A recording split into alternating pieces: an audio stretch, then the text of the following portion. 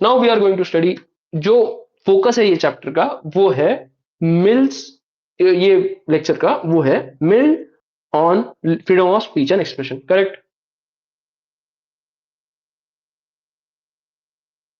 तो Mill on freedom of speech and expression है, तो freedom of speech and expression का मतलब क्या है? Freedom of speech and expression का मतलब क्या है?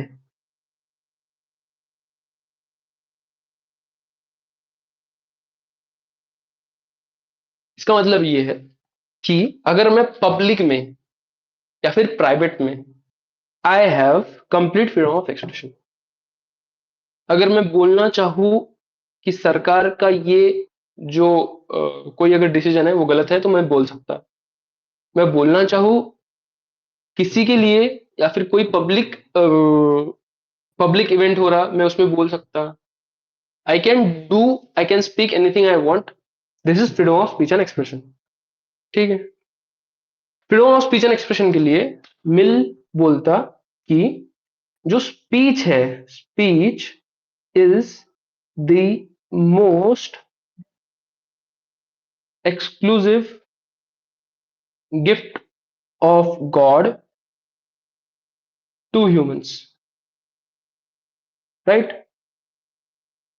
इसका मतलब क्या है? काफी सिंपल मतलब है इसका, speech is the most exclusive gift of God to humans. There is no other animal, so to say, who can speak. There is no other animal. Only man can speak, only women can speak. बाकी जो animals है they only make sounds. जो इसीलिए freedom of speech and expression जो है, that is a human condition. Freedom of speech and expression is a human condition. Human condition का मतलब क्या है? It is a human condition. ठीक है। ह्यूमन कंडीशन का मतलब क्या है? What do you understand by human condition? Human condition का मतलब ये है कि it is an essential part of our humanity. It is a essential part of us being humans. Right to life is an essential part of human condition. Right to life is not essential part of जंगल। जंगल जो है उसका essential part नहीं है right to life.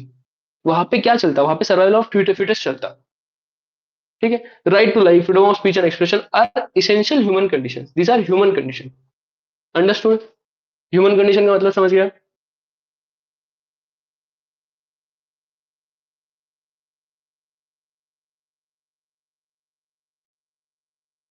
Okay. Freedom of speech and expression, freedom of speech and expression is not only good for an individual but also for society, right? I For this I always give example of China and India in case of famines. When we are going to read Marxism, when we are going to read Maoism, then we'll read about Great Leap Forward. Great Leap Forward was a bullshit public policy Mao की, जिसमें ही change the way society produces. अभी ऐसा हो गया कि एक साल बारिश नहीं हुई या फिर जो प्रोडक्शन हुआ वो सही से नहीं हुआ, तो millions of people died in China because of that flawed public policy.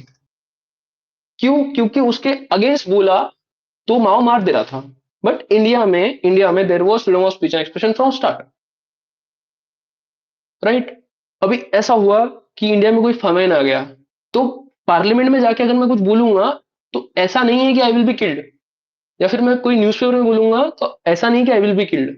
There is going to be public pressure on government to act against it. इसलिए freedom of speech and expression is not good for only individual but also for society.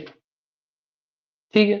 Freedom of speech and expression का मतलब एक और मतलब निकल के आता, right to dissent. Right to dissent, correct? Right to dissent से अपन क्या समझते हैं? राइट टू डिसेंट मतलब क्या है? राइट टू डिसेंट मतलब ये है कि अगर सोसाइटी कुछ गलत कर रही है, अगर स्टेट कुछ गलत कर रहा है, तो I have a voice against that. एक कोट जो मेरे को इस कंडीशन में या फिर इस टॉपिक के लिए बहुत एक इंपॉर्टेंट कोट लगता है, which is criticism is essential feature of democracy. अगर क्रिटिसिज्म नहीं झेल पा रही है एक democratic government, then it is a totalitarian government, then it will lead to, if there is no right to dissent, if state is not able to hear my voice, then democracy can turn to tyranny of majority. Tyranny of majority का मतलब क्या है? ठीक है, अभी international relations में एक बहुत बड़ा इवेंट चल रहा है, that event is genocide in Sudan. Genocide in Sudan का, सूडान में कैसा हुआ, वहां पे दो अलग अलग ट्राइब के लोग रह रहे हैं, दो अलग अलग ट्राइब के लोग रह रहे हैं, ब्रिटिश वहां पे आर्टिफिशियल बाउंड्रीज करके चले गए। अभी वहां पे जो सिस्टम है, that is working on might is right, जिसकी जिसकी लाठी उसकी भैंस। तो डिसेंट का वहां पे बात नहीं है।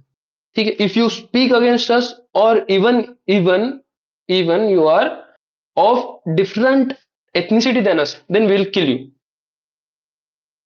In this condition, without right to dissent, democracy can easily turn into tyranny of majority. Right? Democracy toleration of dissent के अलावा रहे, toleration of dissent is essential feature of democracy.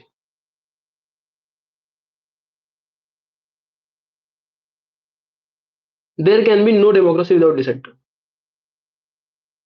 ठीक है, without freedom of speech and expression, there is no democracy. Freedom of speech and expression, it is the essential feature of democracy. Right, इसके लिए एक Mill बहुत बड़ा quote लिखता। I don't want to write that quote because it is going to take a lot of time. I will just speak it and I will write in bits and pieces. ठीक है, if all but one, if all but one has a difference of opinion, that person should be allowed to speak. The way we will not accept tyranny of one over all. Similarly, we cannot accept tyranny of all over one.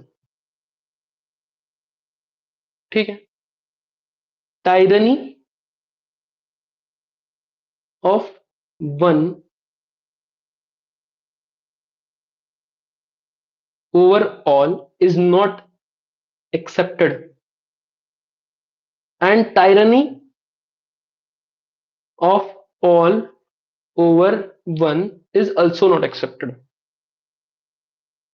I will, अगर एक example मेरे को देना है तो I will give you example of Jesus. Right, tyranny of all over one का। ठीक है, टायरनी ऑफ वन और के बहुत सारे एग्जांपल्स हैं। We condemn fascism, we condemn fascism, we condemn totalitarian states in every form in anywhere in the world. Right, totalitarian states का आज के 21st सेंचुरी में कोई जगह नहीं है। There should be democracy everywhere in the world. There should be democracy that is indigenous. Right, the way we will not accept tyranny of one over all, similarly tyranny of one over all over one is also not accepted. अगर एक आदमी कुछ बोल रहा है तो ऐसा हो सकता है उसके बाद में कुछ ना कुछ दम हो। Jesus was a very strong willed man, he had some very good points. अभी वहां की सरकार ने उस वो आदमी का सुना नहीं। It was tyranny of all over one, they crucified him. But ये बात भी तो है कि there was some sense, there was a lot of sense जो जीसस बोल रहे थे। Right, okay, this is a very good quote in to quote in answers. If all but one has a difference of opinion, that person should be allowed to speak, comma, the way we will not accept tyranny of one over all, similarly we cannot accept tyranny of all over one. इसके हिसाब से, ये coat के हिसाब से जो मिल is champion of freedom of speech and expression. समझ गई कोट? कोट समझने में कोई दिक्कत?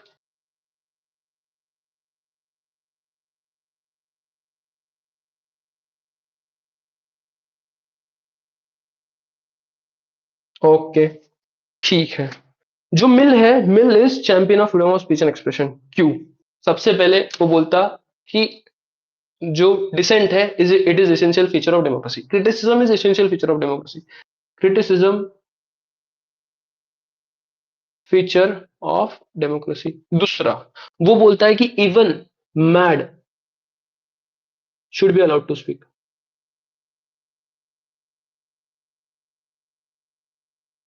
ये मैड का मैं एग्जांपल दूंगा लेक्चर के आखिर में, ठीक है।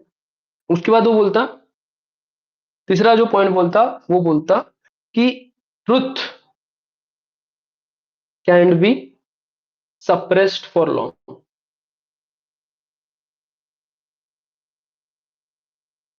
सत्यमेव जयते, जयते मुंडका उपनिषद। ठीक है।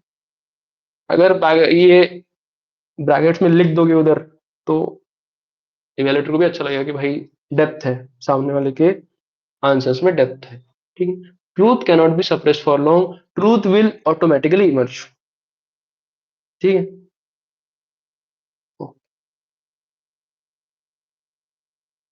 तो ये चीज के लिए वो, ये चीज को एक्सप्लेन करने के लिए वो यूज करता एरिस्टोटल का टेलियोलॉजी। टेलियोलॉजी, कि भाई जो ट्रुथ है वो कहीं ना कहीं एक्सप्रेस हो ही जाएगा, you cannot suppress truth, right. Okay.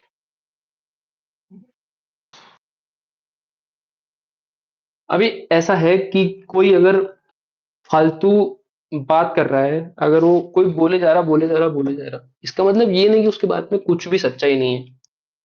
अगर ऐसा भी हुआ कि उसके बात में कुछ भी सच्चाई नहीं है, फिर भी वो बंदे को समझ जाएगा कि भाई वो गलत है, और ही विल करेक्ट हिमसेल्फ। तो कहीं ना किसी का फायदा है। तो freedom of speech and expression should be allowed in every society, because there is no harm in having freedom of speech and expression.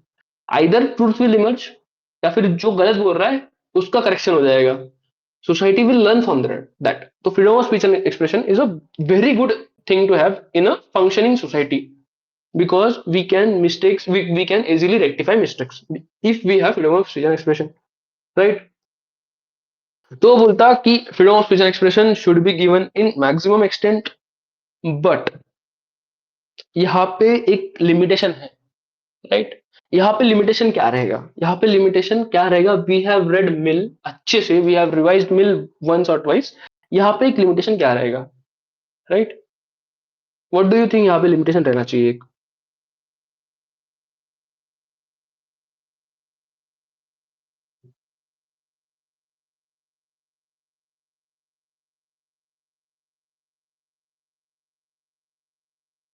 Others regarding action,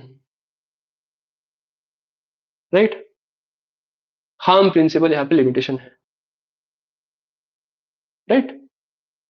we will have freedom of speech and expression to the extent that we are not harming others. अगर मैं किसी को harm कर रहा हूं, तो that freedom of speech and expression is not allowed, right. ठीक है।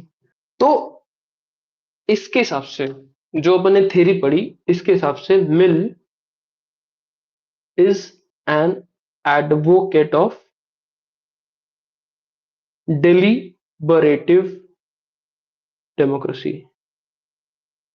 एकदम रूडिमेंट्री भाषा में अगर मैं समझाऊं कि डिलिबरेटिव डेमोक्रेसी का मतलब क्या है, तो इट इज, हमेशा वर्ड जो है उस पर ध्यान देना है। वर्ड अगर अच्छे से पढ़ लोगे तो आधी थ्योरी उधर ही समझ जाएगी। डिलिबरेटिव मतलब यहाँ पे डिलिब्रेशन हो रहा है, और डेमोक्रेसी, लोग साथ में आके डिलिब्रेट करके कोई डिसीजन ले रहे हैं। अगर डिलिब्रेशन है तो उसके लिए क्या लगेगा, इसके लिए लगेगा freedom of speech and expression, right. जो डेलिब्रेटेड डेमोक्रेसी की एसेंशियल फीचर है वो है, मैं एक बार लिख के देता, you will understand most of it if I give you just feature of it. Deliberated democracy के फीचर्स क्या है? Freedom of speech and expression. दूसरा है, majority will not be the rule, will not be the rule of decision making, consensus will be. ठीक, consensus से decision पे जाया जाएगा, मेजोरिटी से नहीं। Even if you have majority but I have better argument on some topic, my argument will go forward. जो सबसे rational decision है that will go forward, right. Okay, rational argumentation से डिसीजन होंगे, मेजोरिटी से decision नहीं होंगे। This is deliberative democracy. Understood?